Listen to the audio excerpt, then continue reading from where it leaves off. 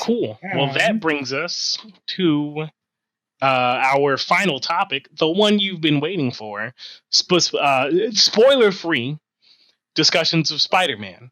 To add a little bit of order to our spoiler-free and kind of put a cap on it, because we're going to go off, but let's go off in just a little bit. We just did.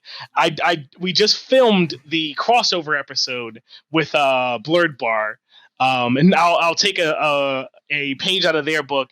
Rating out of like, what's your rating for the film? I'm not sure how much we can talk about it that's not going to be spoilery. Maybe like excitement going into it. Were you able to avoid spoilers? And then, like, what were your rating for the overall film? Okay. Go ahead, Jim. Okay. I was able to avoid spoilers as much as somebody in the industry reporting on stuff can avoid spoilers. Mm-hmm. So that's about as much as I can say about that. So I was able to avoid spoilers that much. I definitely had moments that I was surprised by in the movie, so that was great. Mm-hmm. And I don't know, like, I give it a 9 out of 10. Like, it was really good. Like, it was spectacularly good, and I enjoyed it. Where's my joystick? I'm a dad. I gotta make the jokes. I'm not. But yeah, today I'll let it go. It was a great experience. Nice. How about you, Kenny?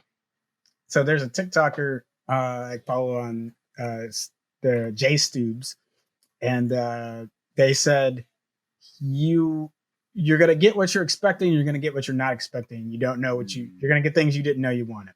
Mm-hmm. And I'm like, man, that's accurate. I had another friend, Remy, that said somehow the fan theories were all right and wrong, and it's okay. and I'm like, that statement also works as well. I have made my thoughts about Tom Holland's Spider-Man well known. I don't dislike his performance as Spider-Man, to be clear. I just feel like his Peter Parker, because of the MCU stuff, we haven't really gotten that like Homecoming's probably been the closest we've gotten to a traditional Spider-Man story in this MCU.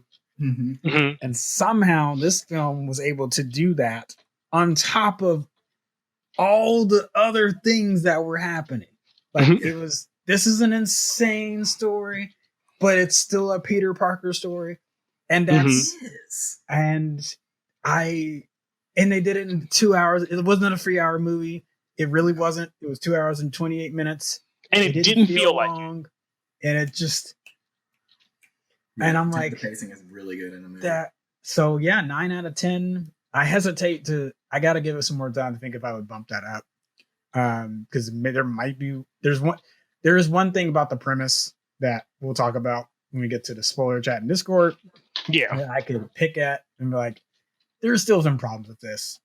And it's just kind of like, this is what you started with, so it's whatever. It's not like you could reverse course, even if you wanted to after writing this movie. So we'll get to that in a bit. So that might be the only thing I would really ding it for. Mm-hmm. Otherwise, holy crap.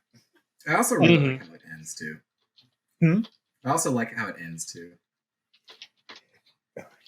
We'll get to that. We'll get to that. Yeah. So for me, I was able to avoid a remarkable amount of spoilers for the film. It was only actually talking with the folks on the Blurred Bar where I realized, like, how much stuff had been spoiled. Because I'm like, oh, wow, I didn't hear about that. Like, I didn't hear about this. Like, I heard, a couple of comments here and there from the beginning, or like way earlier on in the production. And like, I was like, oh, okay. Like, I that doesn't tell me anything, but I don't need to know nothing. Nothing. That said, I give it I think, what would that work out? Probably like a 9.5 out of 10. I love the film. It's probably the time that, I want to keep some stuff, and I'll keep it vague. Some stuff I won't comment on about, like, about how I felt about it because I just don't want to give anything away. But I really enjoyed it, like basically all the way through. There's some questionable plot stuff here and there, but like, you know, it's the same questionable plot stuff that exists in the comic books, and we are now at the point in the MCU where the same problems that the comics have are going to be the same problems that the movies have. Where like sometimes you tell a story, something happens for the sake of the story, and that's the way it's going to be. And even though it's a little funky, the story is dope. So we gonna do it, and that's how I feel about it. Some stuff's a little funky, but the whole story as a collective is dope. So we gonna do it. Yeah, you're really only going to get like one other non-comic story that's better than this for Spider-Man, and that's it. Like, it's really good. All right. So yeah, we said that was going to be short because we wanted to keep it spoiler free.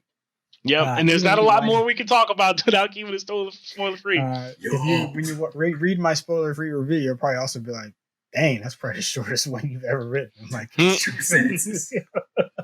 I basically was just like, You're like, it was good, yo, go see it. If you follow our TikTok page as well, there's also a pretty good run up that Kenny did of it in the TikTok page too. Yeah.